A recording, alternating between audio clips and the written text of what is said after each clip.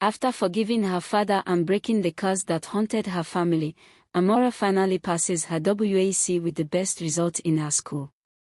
Her story of pain begins to turn into a story of hope, but destiny still has one more surprise in store for her. They called her the cursed child.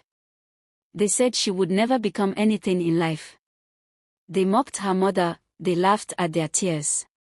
But what they didn't know was that God was only hiding her in the storm, preparing her for a rise that would silence every tongue.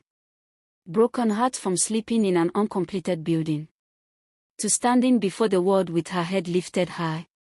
Amara's story proves that rejection is not the end. It's just the beginning of divine preparation. Now, destiny has remembered her. The same hands that pushed her away are the same hands begging to touch her light. But when a rejected seed begins to grow, even the soil that buried it will bow. Amara was helping Mama Grace roast corn when the village postman stopped by. He handed her a brown envelope with her name on it. Amara John, from the State Scholarship Board, he said. Her hands shook as she opened it. Inside was a letter that read, "Congratulations, Amara. You have been awarded a full scholarship to study at the University of Lagos." Amara screamed. She ran to her mother, holding the letter high. "Mama, I got it. I got the scholarship."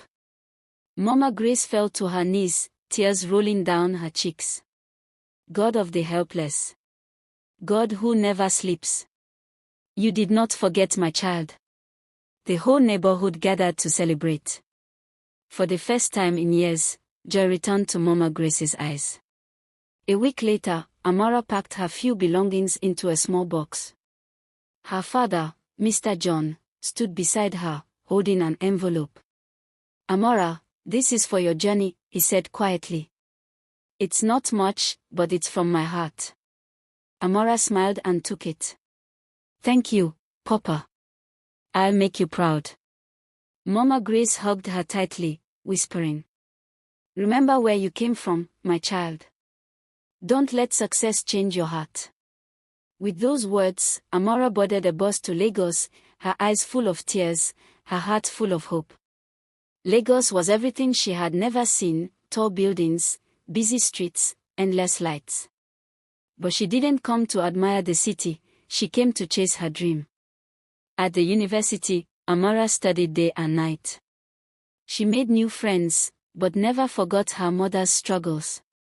One day, after a class presentation, her lecturer called her aside. "Amara, you have a rare gift.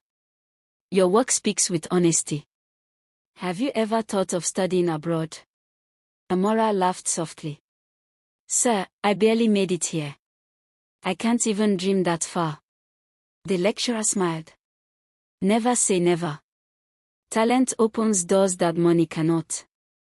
Those words planted a new seed in her heart.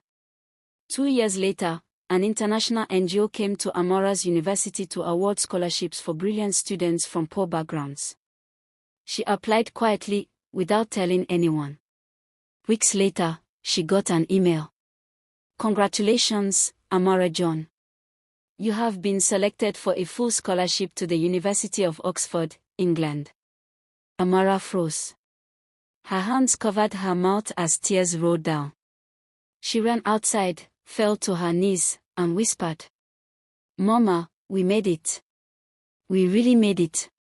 She called home immediately. Mama Grace shouted and cried over the phone. "God has remembered us. My daughter will fly in an airplane. Oh Lord, thank you." Before traveling abroad, Amara returned to her village. The entire community gathered to welcome her, even those who once mocked her mother. Her father, now older and humbled, stood before her and said, "My daughter, I wronged you. But your light has shamed my darkness. Thank you for forgiving me."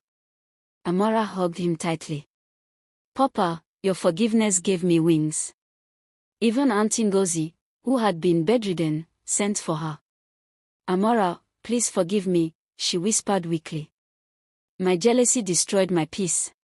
Amara held her hand and said softly, I already forgave you long ago. Be at peace. Everyone wept that day, tears of healing, not pain. The morning of our travel arrived. The village road was full of people singing and waving as Amara and her mother boarded a taxi to the airport. Mama Grace could not stop crying. From sleeping in an uncompleted building to flying abroad. Look at God. At the airport, Amara hugged her mother tightly. Mama, I come back for you. This is just the beginning. As the plane took off, she looked out the window and whispered. The rejected stone has become the cornerstone. Months later, while in London, Amara received a message from home. Her father had passed peacefully in his sleep. She wept, but her tears were mixed with gratitude. He died a forgiving man, she said softly. She later created a foundation in Nigeria called Grace Light Foundation, dedicated to helping poor children, especially young girls, return to school in honor of her mother's sacrifice. Mama Grace became a proud woman. Her tears were finally replaced with laughter. And Amara, once a rejected child, became a voice of hope across the nation. No matter how dark your beginning is, your story can still end in light. Never give up on yourself, even when the world turns its back. God does not forget, He only prepares. Amara's story has ended, but her message will live forever. Because every tear she cried became a seed of greatness. Broken heart, what storm are you walking through right now? Don't give up, your rise may be closer than you think. Sparkles, if this story touched your heart, don't forget to like, comment, and subscribe for more true life inspired stories that heal and inspire.